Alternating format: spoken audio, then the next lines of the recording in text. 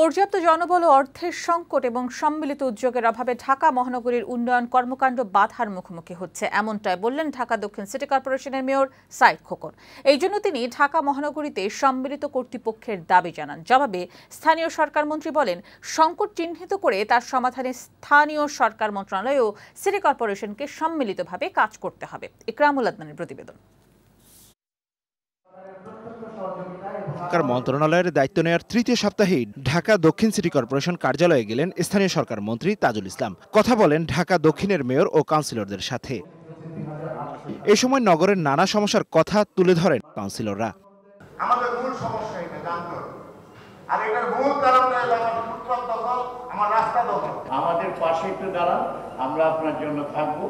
ঢাকা দক্ষিণের মেয়র বলেন, হাজারো সমস্যার মধ্যেই নগরবাসীর বসবাস। এর সমাধানের জন্য নগরীতে সম্মিলিত কর্তৃপক্ষের বিকল্প নেই। রাজস্ব দিয়ে মসৃণ করে আমরা এই রাস্তা কমপ্লিট করলাম। দিন 10 যেতে না যেতে বিভিন্ন সংস্থা থেকে আবেদন আসে আমাদের এই রাস্তাটাকে কেটে তাদের সেই ইউটিলিটি সার্ভিসগুলোর কোনো প্রবলেম থাকলে সেটাকে করতে হবে। এ সময় উপস্থিত নগরবিদরা বুড়িগঙ্গা নদীর প্রাণ ফিরিয়ে আনার দাবি জানান। বলেন, নগরের পানি সংকট নিরসনে এর বিকল্প নেই। আর ওয়াসার ব্যবস্থাপনা পরিচালক জানান, 2025 সালের মধ্যে পানির সকল সমস্যার সমাধান হবে। ঢাকা শহরের 4টি নদীকে বিশ্বের সবচেয়ে পলিউটেড নদীতে পরিণত করেছে। বাই 2025 আমরা ঢাকা শহরকে সম্পূর্ণরূপে পাইপলাইন ওয়াটার সিওয়ারেজ সিস্টেমের মাধ্যমে আনতে সক্ষম হব।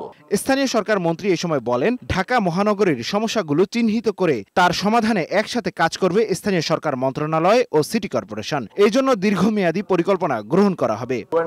এজেন্সির লোকজন এবং আপনারা সব মেয়র সাহেবের নেতৃত্বে আমি মনে যৌথভাবে কথা বলে এগুলা কিভাবে মিটিগেট করা যায় এগুলো আপনারা উদ্যোগ নেন। আমাদের তরফ থেকে যে সাহায্য করার দরকার আমরা সাহায্য করব। সকলের সম্মিলিত প্রচেষ্টায় ঢাকা আধুনিক নগরীতে রূপান্তরিত হবে বলে আশাবাদ ব্যক্ত করেন স্থানীয় সরকার মন্ত্রী। জাতির জনকের স্বপ্নের ইকরামুল আদনান, বৈশাখী সংবাদ, ঢাকা।